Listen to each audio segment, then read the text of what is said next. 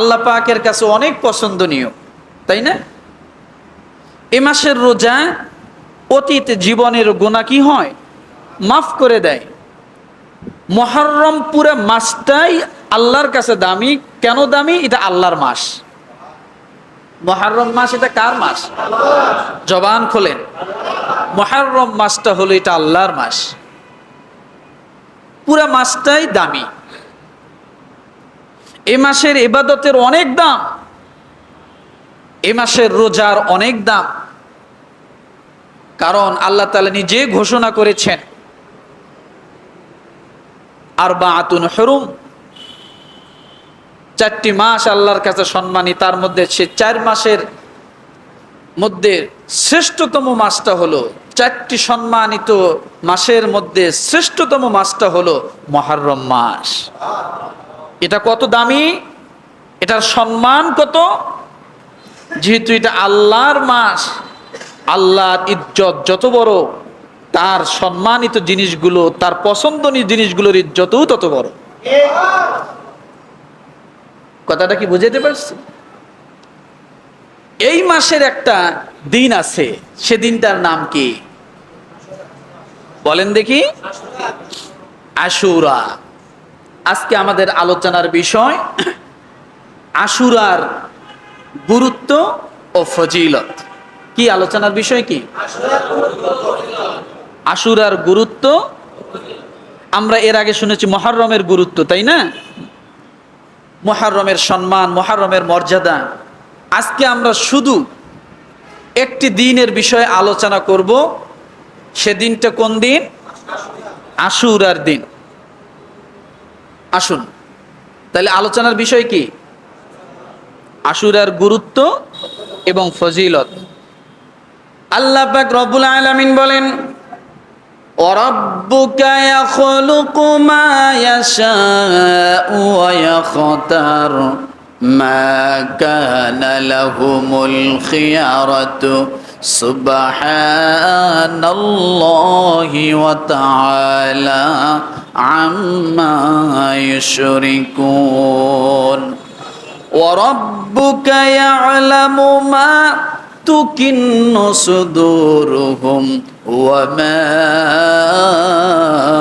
ইউলিনুন। দুইটি আয়াত পাঠ করলাম। সূরাতুল কসাস আয়াত নাম্বার 68, আয়াত নাম্বার 69। কত কত বলেন তো? কোন সূরা? সূরাতুল কসাস।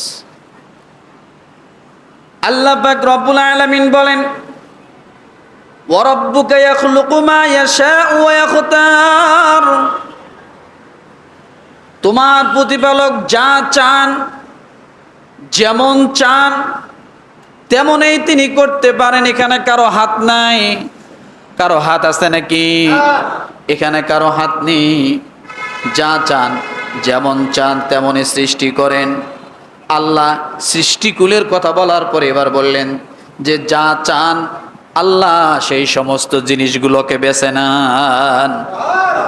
সৃষ্টি করেন আর বেছে নেন। কয়টা কথা? কথা বলেন। সৃষ্টি করেন আর কি করেন? বেছে নেন। রব্বুল আলামিন বলেন, এখানে দুনিয়ার মানুষের কোনো কর্তৃত্ব নাই। তাদের যা মনে চায় তাই করবে, এটার কোনো কর্তৃত্ব নাই। তারা ইচ্ছা করলেই সম্মানিত করতে পারে না, ইচ্ছা করলে লাঞ্ছিত করতে পারে না, ইচ্ছা করলে অপমানিত অপদস্থ করতে পারে না। আল্লাহ বলেন, আমি যাকে যখন যেভাবে সৃষ্টি করব এবং যাকে যখন যেভাবে সম্মানিত করব, এটা আমি আল্লাহ তাআলা একমাত্র পারি। দুনিয়ার কোনো মানুষের ক্ষমতা হতে পারে না। কার কথা এটা? তাহলে সৃষ্টি করেন, সম্মান দেন, বেছে নিয়ে সম্মান দেন। কথা ঠিক কিনা? এরপরে রব্বুল আলামিন দ্বিতীয় নম্বরে কি বললেন? ওয়ারাব্বুকা ইয়ালামু মা তুকিন্নু সুদুরুহুম ওয়া মা ইউলিনুন। প্রতিপালক তাদের অন্তরে যে সব কথা গোপন করে তাও জানেন, এবং তারা যা প্রকাশ করে তাও জানেন। তার মানে এখানে দুইটা কথা। কয়টা? এখানে দুইটা কথা। প্রথম কথা হলো যে আপনি কি গোপন করেন, আপনাকে যিনি সৃষ্টি করেছেন তিনি জানেন। আপনি যা প্রকাশ করেন, আপনাকে যিনি সৃষ্টি করেছেন তিনি জানেন। আমার ভাইয়েরা, আপনি কি প্রকাশ করেন, কি গোপন করেন, আপনি বাহ্যিক দৃষ্টির দিক থেকে, বাহ্যিক কার্যকলাপের দিক থেকে প্রকাশ নাও করতে পারেন, কিন্তু অন্তরে কি আছে এটা কে জানে? ওয়া ইন তুবদু মা ফি আনফুসিকুম আও তুখফুহু ইউহাসিবুকুম বিহিল্লাহ। ওয়া ইন তুবদু মা ফি আনফুসিকুম, তোমার অন্তরের ভিতরে কি জল্পনা কল্পনা বাসনা, তোমার অন্তরে কোন জিনিস তুমি ঘোরায়িত করছো, ঘোরপাক খাচ্ছ, পৃথিবীর কেউ না জানলে আমি আল্লাহ জানি। কে জানে? আল্লাহ জানেন। আমার ভাইরা, এই জন্য রব্বুল আলামিন বলেন ওয়া রাব্বুকা ইয়াখলুকু মা ইয়াশাউ ওয়া ইয়াখতার, তোমার প্রতিপালক যা চান সৃষ্টি করেন। এই কথা আল্লাহ কেন বললেন? কাফের মুশরিকরা সম্মানিত জিনিসগুলো যখন সামনে পড়তো, ওই সম্মানিত জিনিসগুলোর কারণে তারা তাদের খারাপ কাজগুলো করতে পারতো না।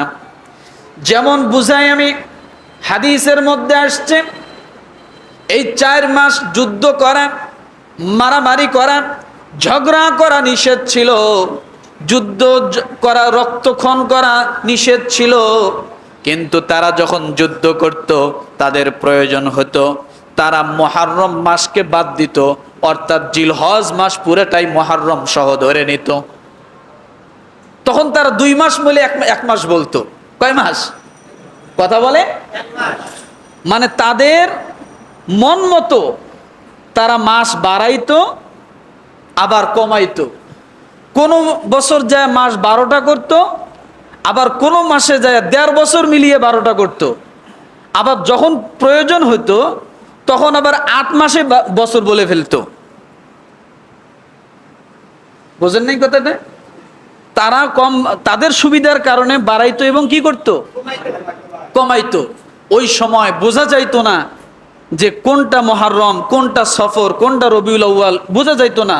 তারা এগুলোর মধ্যে কম বেশি করে ফেলতো তাদের মন মতো। সুবিধাবাদী একটা কথা বলে না, যখন যে সুবিধা ওই সময় এটা করত। আমার ভাইরা, এটা কি শুধু তখনই ছিল, আমাদের সময় ছিল না? কথা বলে, মাত্র কয়েক বছর আগে 9টাকে 10টা বলা লাগছে। বলছেন কি বলেন নাই? বলেন নাই? যখন কারোর কাছে জিজ্ঞাসা করছেন কয়টা বাজে, বলতো 9টা। আবার ঘুরে জিজ্ঞাসা করা লাগতো আগের 9টা এটা বর্তমানকার 9টা। কথা ঠিক না? একটা বিশাল একটা ঝামেলা ছিল, আগের 9টা নাকি বর্তমানের 9টা। এই এক লোক মাছ কিনছে। কি কিনছে বলেন তো? মাছ কিনছে। কেনার পরে মাছ হাতে করে নিয়ে যাচ্ছে। এখন রাস্তায় যেই দেখে কুরবানির গরুর মতো, বলতেছি এ মাছ কত? এত। কয় কেজি? মানে মানুষের জবাব, প্রশ্নের উত্তরের জবাব দিতে দিতে বিরক্ত হয়ে গেছে। এর একটা নমুনা দেখা যায় কুরবানির আগে। গরু যে বেটা বিক্রি করতে নিয়ে যায়, তাকেও আমরা জিজ্ঞাসা করি ভাই কত দিয়ে কিনলেন? কথা ঠিক কিনা? এটা কখন হয়? কুরবানির সময়।